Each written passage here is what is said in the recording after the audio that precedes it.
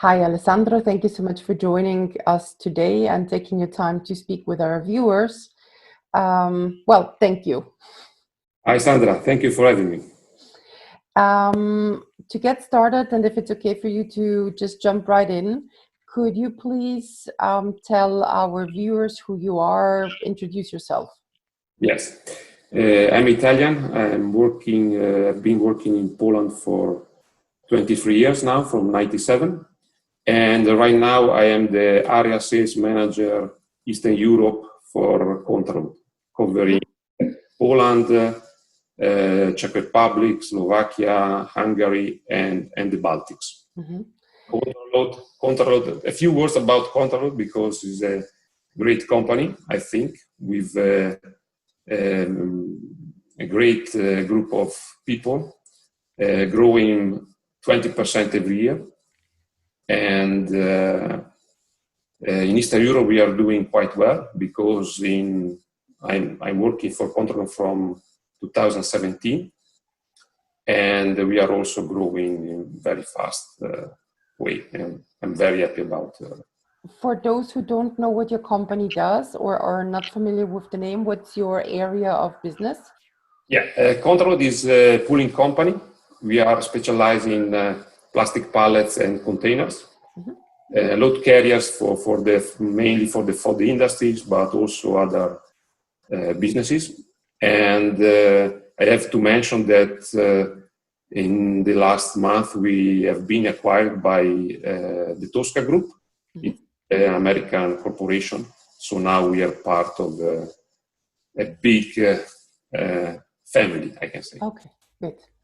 Now, we were in touch about half a year ago, and you volunteered to do this recording today, and it was actually your idea to do this recording. And just a little bit for context, about half a year ago, I sent you an email mentioning that Career Angels has some initiatives to support people that are looking for a job, mainly those who had been affected by COVID and its consequences. And you jumped right at it and you said, let's do a recording. I want to share my experience. So could you please tell me what was your thinking behind it? What was your motivation behind doing today's recording?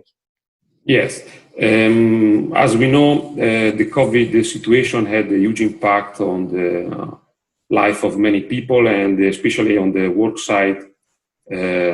There were a lot of layoffs. A lot of people found out of job very fast. A lot of companies went bankrupt, and it's a big tsunami, we can say, for the business environment. And I had experience with such a tsunami because I had a similar thing in 2012. At the time, I lost my very well-paid job as a general director in a company here in Poland. And I know very well the struggle, the stress to be unemployed and to have to reinvent yourself, especially if we are talking about executives, we are talking about managers. And I would like to share my experience. Maybe this can help somebody to react and to come back in this situation. And I'd really like to thank you for that, because learning from each other, and I think it's important to give you an example. A couple of days ago, I was speaking to a 48-year-old executive who had left his corporate job 2 years earlier, thinking it would be a breeze. And he said to me, Sandra, I'm embarrassed. I'm almost 50 years old, but I don't know what to do next. And I had this really well-paying corporate job, and I feel lost. And I think it's very important to talk about it and to talk about it publicly, to be able so that others see that they're not on their own, that there have been people in the same situations and they have been able to get out of those situations. So again, thank you so much for doing this. Yeah, thank you. So would you like to share a bit more about your own personal tsunami in 2012 and what happened and how did you get out of it? Yeah, after almost 15 years working for this company, I went in Poland immediately after my studies, my degree in economics. At that time, nobody wanted to come in Poland, so the choice was very, very easy. And after 2 years, I was the general director of this transport company with 60 employees. And at that time, I thought it was my job for the life. But things change, people change, and in 2012, as I said, I was fired, and I have to restart again and to find out what to do next. And this is a very interesting learning process, and I can say I would like to share my experience and what I think about this situation, because I see many times the same things happen. Mm-hmm. So if I can go on with please do. The idea. The first thing, you mentioned it, this executive, almost 50 years old, that now is unemployed, is looking for a job. So the first, in my opinion, the first thing is that we have to think that we are not our job title. We are not our fancy office or fancy cars, because these things can be misleading sometimes. Mm-hmm. We are what we are able to do, our skills, our knowledge, our know-how, and what we can offer in the marketplace. Mm-hmm. And we have to start from this. We have to forget the titles, the position, previously position, and so on, and to keep what nobody cannot take away from us. So the first thing is to think about ourselves, what we can offer in the marketplace, and another thing that nobody owes us nothing. We have to prove ourselves again in the marketplace. It's not an easy thing, but it's important to start with the right mindset. So what was, it's already a story. We have to build something new. And so as they say, tabula rasa, start. Right. Yeah. You have to have a fresh start, and to think how to be useful to a new potential employer, to a new business, how to bring value to bring value at the table. Mm-hmm. And in this process, it's very important to understand that we need constantly training. So we have to think at our skills. Sometimes we think we are so good, but it's not always the case, especially in communication, especially in preparation to, I can say, a new application process, a new job interview. We think that our CV is so great because we have this nice title on it, but maybe the CV is not able to clearly explain what our capacity, our success, and what we can bring at the table, which are the value added that we can bring to a company, for example, or potential employer. How would somebody, if somebody is now watching this, how would somebody realize or recognize on their own if their CV is good enough, or if the CV is good enough in a sense of if it's good in communicating their potential added value? How can they verify that? For example, to ask support other professionals. For example, like you, when I remember very well in 2014, when I was in an application job with a German employer, and I was thinking that if I need professional support, and we get in touch, and we have this assessment of different things, starting from my CV, and during this time that people is unemployed, there is time. This is time to gain new skills from one side, to learn different things, but also to make an assessment of what we how we are communicating our capacity, our strength, our value. Mm-hmm. In this situation, your support was very helpful. Mm-hmm.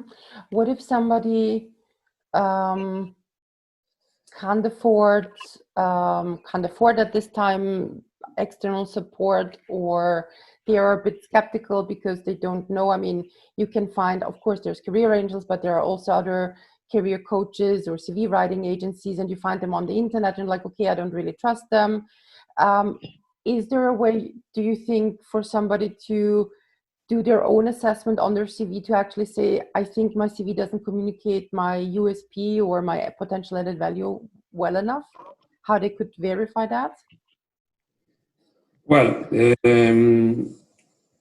on the web, on the internet, there is a lot of free information, and digging in, if somebody has time, it is possible to reach useful information, of course.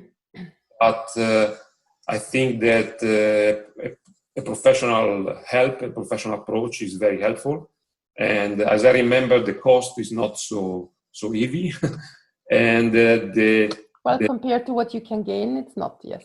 Yeah, the payoff very interesting. So, of course, it depends about the situation. I'm not a big fan of external coaches because in the industry there is a lot of talking. But if you are able to find real help, it's worth all the money. Okay. You mentioned, you said you lost your job in 2012 and you were getting for a recruitment process in 2014. How long were you unemployed? How long did it take you to actually reach out for help? In the first situation, I was unemployed 7 months, mm-hmm. or starting from the end of 2011 to June, July 2012. Mm-hmm. And my approach in that time was to not only simply to apply for a job position, but at the time I make an assessment of my knowledge about my branch. And I went with a business plan to, for example, a logistic operator that at that time had not a branch in vehicle logistics. Mm-hmm. I had a deeper understanding and knowledge in vehicle logistics, so I offered a business plan in order to develop a new branch inside this company as a startup inside the company. So the idea is to create value, not only to apply for vacancies or open position, but to think what you can also create. So I create my workplace at the time. I hadn't the money to start my own business, but with the support of this big company, we started a new branch activity. Mm-hmm. So you were very entrepreneurial. Yeah, I think that the idea, the old view of employee, like we have to think like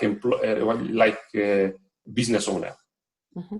So we are our company, we are our business, and we have to think how to bring value in the market. Mm-hmm. I like that thinking. Yeah. Okay. I interrupted you before. You were sharing your insights. Would you like to continue with that? Yeah. The idea is to work on your strength. Mm-hmm. There is a great book from Peter Drucker on this issue, the effective executive. Mm-hmm. And the main issue here in the book is that it's very difficult to solve problems. It's far better to start from strength and to build on strength. So an unemployed person, an unemployed executive has to think about his or her strength, about the knowledge, the know-how gained, the experience gained during the previous working year, and how to apply to different activity or to different company, how to solve problems for other company. And as we know, every company want to have more sales. Every company has to grow, as a matter of fact. And if you are able to bring new turnover, if you are able to bring new customers, if you are able to increase sales, you have a great advantage in the marketplace. You are very well welcome in every company. Mm-hmm. Also, company need to cut costs, but this is the easy part, I can say. It's much more difficult to increase the cake and not to cut off slash people cost and so on, because this is the game is to grow the turnover. Mm-hmm.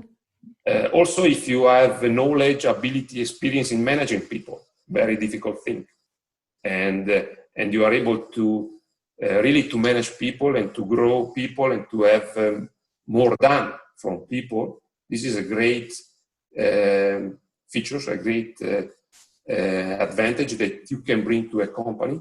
And again, this is very well welcome. Mm-hmm.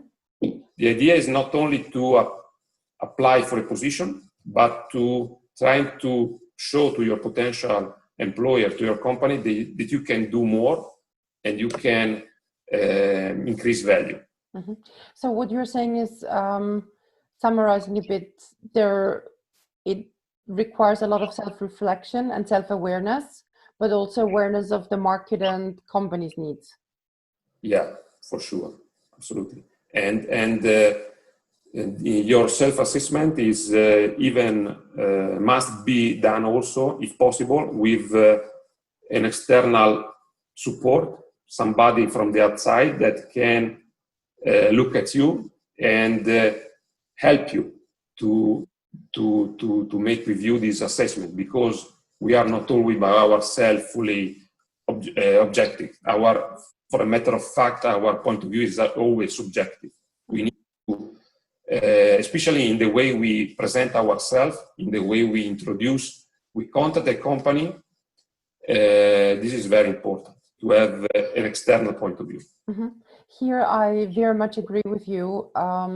I see that especially with executive experienced managers who have been with a company for a long time, and they might know their worth or the value within their old organization, but can't really compare themselves to candidates on the job market. And very often when we go through the CV writing process, and also maybe I'll add some clarification, when we write CVs, it's not about formatting a document, it's really about working through the entire work experience and explore successes and projects and milestones and fleshing out that potential added value and unique selling proposition. And very often our clients at the end of that process say, oh, I had no idea I was so good, or I wasn't aware that this is something unique. I thought this is just something I do every day. Yeah, I confirm this. I had this experience myself working with you. Mm-hmm. So the communication part is very important. Mm-hmm. What we are able to do is one thing, but how we communicate, how we present this to a potential employer, this is very important. I like the phrase, the fact that you are good at something doesn't mean that others know about it or that they can see it in your CV. Yeah. Mm-hmm. Anything else that you'd like to share with people who have their, as you call it, their personal / professional tsunami? How do you get out of that? How do you find a new job? What other tips do you have for them? Yeah, starting from the reflection that bad things happen, and this has nothing to do many times on how good you are or how if you are a good person, but this can happen anytime because the economy, because of, for example, this COVID that hurt so bad many industries, and you have to upset the situation, not in a passive way, but to think about what you can do. I think what you just said is very important, and I want to stress that because it's super important. The fact that somebody has lost their job, especially in situations like COVID or restructuring, has nothing to do with you as a professional, but it's just something that happened, and is not personal direct feedback to your competence. And I think it's very important for people to hear that. Yeah, it's something that is out of our control. But for example, in a Stoic philosophical point of view, it's important how you react, what you can do. It's not what the life, not always is what happens to us, but it's how we react at what happens. It's in the thing that we have to take control on what we can do, not at what everything that can happen. And in this situation, we have to reassess also our life, our financial situation, our savings, our expenditures, like a company. We have to think that we maybe don't need these fancy cars, we don't need this fancy lifestyle, because maybe it's bad, because sometimes we have tsunami, we have COVID, we have what Nassim Taleb calls black swan, an event that impacts our life in a huge way. And if you are weak, in a weak situation, we have debts, we have the mortgage on the house, we have the fancy car leasing, the vacation, the expensive vacation. It's everything is very difficult. If we are more robust, if we are, we have to be a little bit anti-fragile. Another book from Nassim Taleb. So be prepared that something bad can happen. So we can have more savings, we can have more connection, more opportunity to have the job, but also to think if I can do something else by my own or with somebody else, and in order to have more strength. And this is the first reflection, and then to fight in the marketplace. In the marketplace, there is still a lot of needs. There is still a lot of companies, employers. These companies has problems with like anybody else. If they have no problem, they want to grow. They have to grow. I never met one company that does not goals to grow. If you are able to bring sales turnover, and you have idea, you are very well welcome. So starting from your strength, what you can offer in the market, and fight. And it's a fight that with many, but you have more. Could you please repeat your last sentence? It got interrupted. Yeah. After I was thinking at an executive of 48, 50 years. It's a person that fought many battles in his life, but for this reason also he has a lot of experience. And he knows himself very well, he knows very well what he can offer in the marketplace. And this person is stronger than a young man starting now, making first experience and so on. So I see here a huge value for a company. And this is the main point, to bring every time more value. What would you say? Oh no, I'll reserve the question for later. Anything else that you would like to share in terms of insights or tips? I think from a psychological point of view, not to stress yourself too much, to stay healthy. This is very important. To don't stop working out, don't stop training, also in the physical side, because if some depression is kicking in, many times people start to have bad habits. Mm-hmm. And this is the last thing you want to do. I think what you're mentioning here is a very important point. We recommend it, especially if somebody could potentially run the risk of depression, to maintain a certain schedule and discipline and habits, and to also have projects to say, okay, if my job search lasts half a year, the first month I have project fix the garden, and the second month my project will be X, and the third month it will be Y.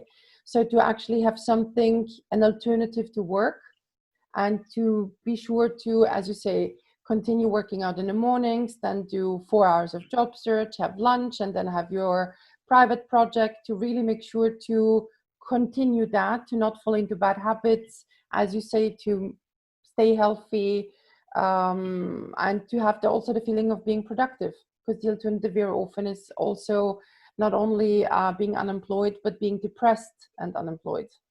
Yeah, of course. The very important to maintain a certain discipline mm-hmm. in your life in order to be to grow in some aspect in any case, and to acquire maybe new skills, mm-hmm. and maintain a healthy lifestyle. This is very, very important. Mm-hmm. Anything else that you'd like to share? As I said, the psychological aspect is very important. An external help in order to assess your strength and how to communicate, and humility to reorganize your life in order to be more robust, more anti-fragile, more less to be in the future less prone to be hit and hard. Mm-hmm. And this is a process. It's not a thing that happens very fast, but you have to do it every time. Mm-hmm. And this is my point. These are my points. And regarding bringing value to company, not to forget the sales activity or the work of a salesman, because, for example, for a manager, for a C-level executive, the sales thing is maybe one thing that is left to commercial people, but keep in mind that every day we have to sell ourselves. And if you can gain sales skills, if you can go back to the market and think what you can sell, if you can take sales courses, because every company, as I said, needs to increase sales. And sales is a thing that is very seldom taught in schools. Universities are not teaching how to sell, how the sales process goes, which are the steps in the sales process, how to improve during the sales activity. And sales people are always in demand, in high demand. Mm-hmm. And this it's a crucial thing to understand. And this is what saved me, because I was a general manager for almost 15 years with some sales activity, but after that, my other jobs were always in sales. Mm-hmm. And I saw a bigger demand in sales than in general management. One of my very first jobs, big part of that was sales. And one of our managers used to say, especially to new recruits, if you don't like sales, learn how to like sales. Yeah. Because at the end of the day, and on the job market, at the end of the day, on the job market, candidates are products, and you need to sell yourself. And if you don't sell yourself, then you're the ambassador of a company, and if it's not directly, it's indirectly. So that's definitely a very good skill to learn and master at any point of somebody's career. Yeah, the same thing like products. Many times the best-selling products are not always the best product, but are the products that are. Yeah, the same thing with people at the end. Yeah. And if somebody wants some tip, suggestion, some help, some contacts on LinkedIn, on in general on sales, on how to going more deep in some aspect of this, my experience, I'm happy to help. Please get in contact. That's very generous, and we will add your LinkedIn profile to the recording, so people can reach out to you. One last question. When you say, and well, once you've done the reflecting work and the preparation and have maybe external help with the CV to be sure that you have the right, let's say, product description and the right flyer, the right marketing materials, you use the phrase fight on the job market. Yeah. Especially in the last 2 years, maybe 3 years, I have the impression that especially for those people, for those managers and executives who haven't been on the job market for at least, let's say, 5 to 10 years, that they mix up or confuse low activity, their own low activity, with this is a bad market. What I want to say with that is, and I just received an email a couple of days ago from a finance director.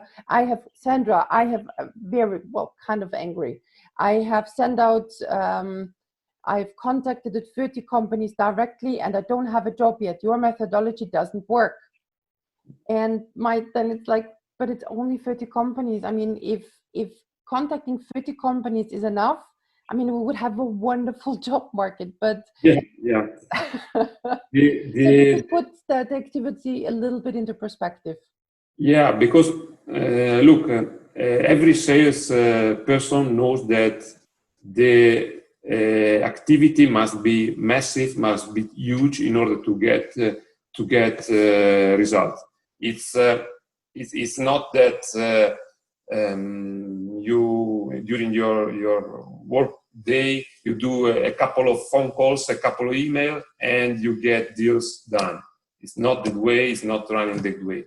And every salespeople is used to have rejection, used to have no. You have to have used to have cold call, to call people, to present the product, the service, and it's a process. Mm-hmm. Process that starts with a huge activity and then going down with the leads, the proposal, the follow-up, and the deal. So the same thing if you are selling yourself in the marketplace, the same principle you have to apply. You have to put massive activity, and from this massive activity, there will be a selection process, very hard, very tough, and at the end, there will be result. But the activity must be huge. Mm-hmm. Agreed. No. But thank you for saying that as well.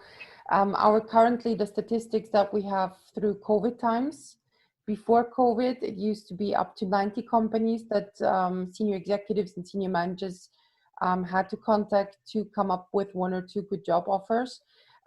With COVID, it's up to 120. And still, I mean, and I think it's very comparable also with sales ratios and sales efficiency. Yeah, I can perfectly agree. Okay, good. the same thing that we, for example, at Contraload are applying every day in our sales process. We have the first thing is a massive sales activity, prospecting activity that brings a lot of leads, and then you work on them in order to arrive at the deal.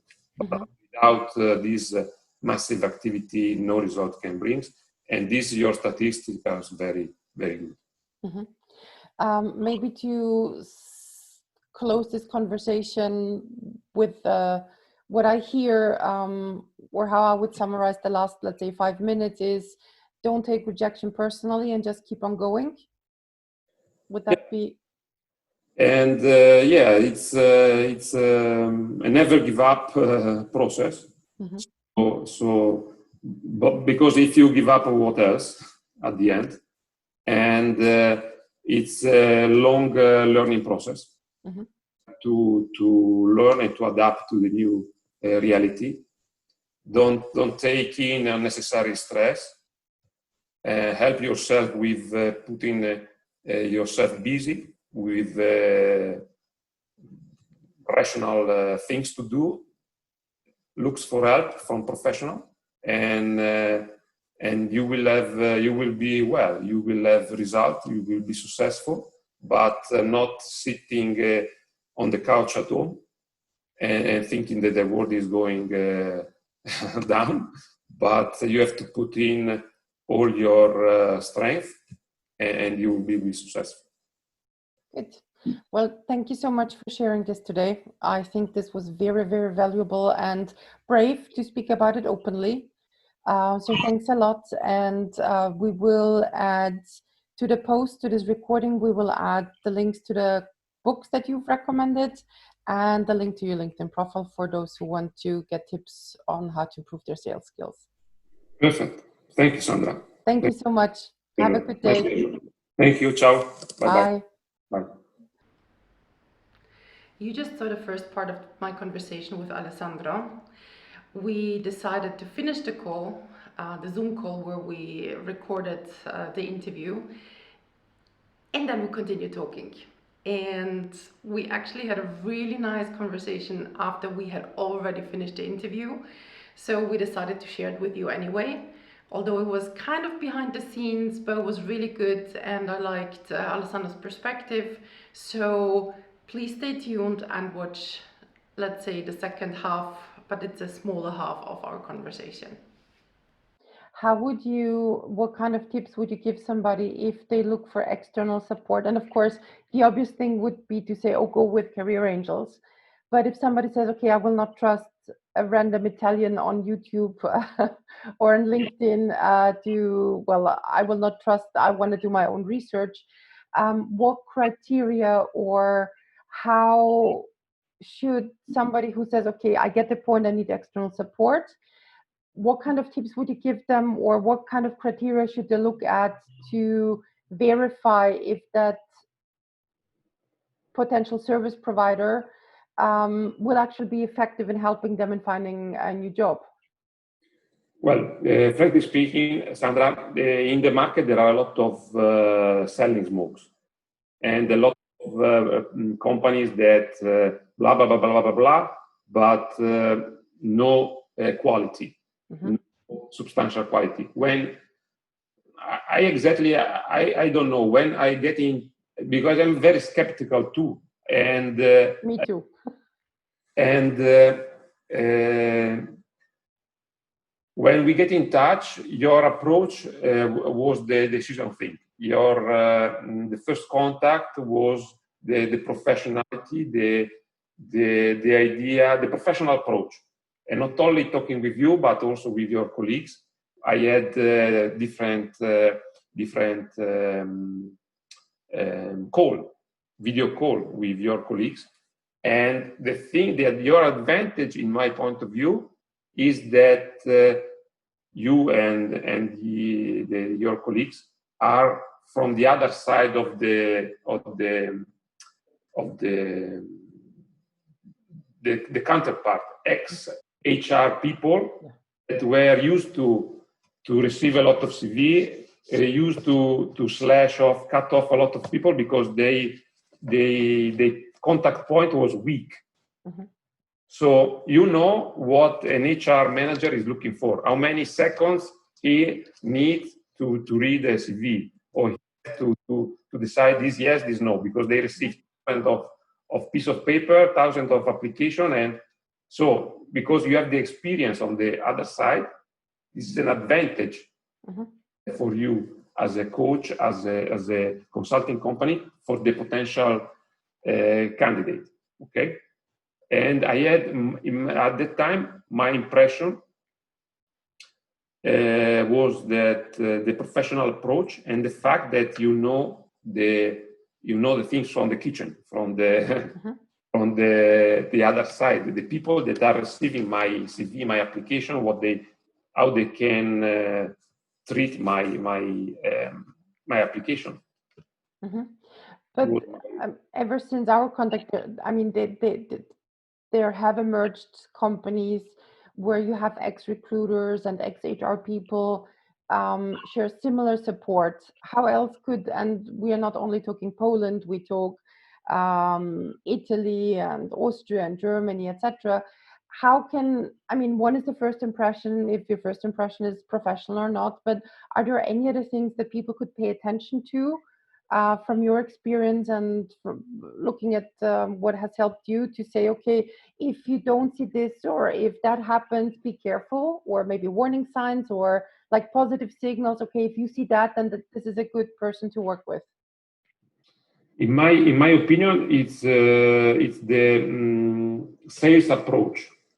What you said before. You have to explain your potential customer that are unemployed people, often ex-executive manager, directors, that they have to learn to sell ourselves, and you can help in this process. So you also are in this sales of course activity, because you have to sell them that they have to sell themselves to the potential employers. So it's a little bit complicated. No, I get it. Yeah. Yeah, and if you are able to explain this is very powerful, because again, to sell is hard. It's a difficult job. It's rejection. It's no. It's not for everybody, and it requires a lot of strength and a particular approach. So you are able to explain this sales process, also to put in your sales process this thing. I think that you can have a huge market to serve, because as we said, there are not so many options, not so many, a lot of people, to generalists, they talk to things from using buzzwords, but not at the top down of the problems. This was my impression. I think one thing, because my thinking usually is, if somebody, I prefer for somebody to get some kind of support. If it's not career angels, I want them to get some support rather than have no support at all. So I'm okay with, I want to invite people to actually look for external support, even if it's not career angels. So that's what I want to say, because getting help is important, and being able to openly say, okay, I think I have a problem. Although I've been a CEO, although I've been a CFO, I'm now 40 something years old, and it is okay to ask for help. But I want to also help people to understand what kind, because not everybody will like career angels, let's face it. And that's okay. But I want to give people also tips to say, okay, if you choose external support, these things are important. I agree with you that it's good to work with somebody who has been on the other side. So on the corporate side or in the recruitment business, that's one, definitely. I do agree that there should be a methodology behind it. That's Yeah. important.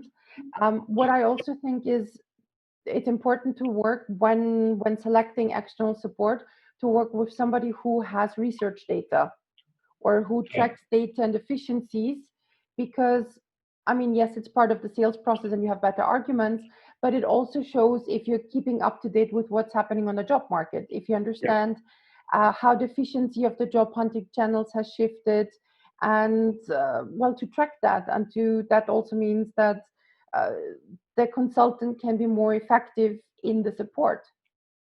Yeah, the numbers, the sales activity is a numbers game. So the numbers are the final, I can say, point of all the activity, because we in sales we continuously have from one side target, and we check the numbers. The percentage, the statistics, the number of leads, number of contacts, number of calls. And it's if you as a consultant have this numbers approach, because as I said, many in the market are selling words only, but if your approach is Bichl, is on the basis of numbers, this is validate the sales process, the sales, the consulting activity.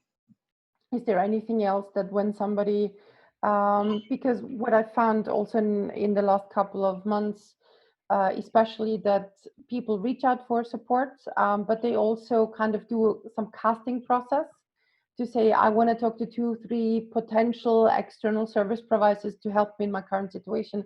Is there anything else that you would say as a tip for managers and executives who do a casting for their external career coaches or career consultants? Anything else that they should look for, either positively or as warning signs? The first is the professional approach. Mm-hmm. The second thing is that not use companies, consultant not using only buzzwords and empty talking. Mm-hmm. A consultant that has the activities based on numbers, mm-hmm. on facts, mm-hmm. and these are the 3 main points in my experience. Yeah, when I get in contact with you, as I said, I was very skeptical. I never been in contact with in deep contact with a consultant of this kind, and in general, I am a person that trying to do by myself. Mm-hmm. But so I was very selective, and your approach was quite good and very well worth the money. I'm glad to hear that. Experience.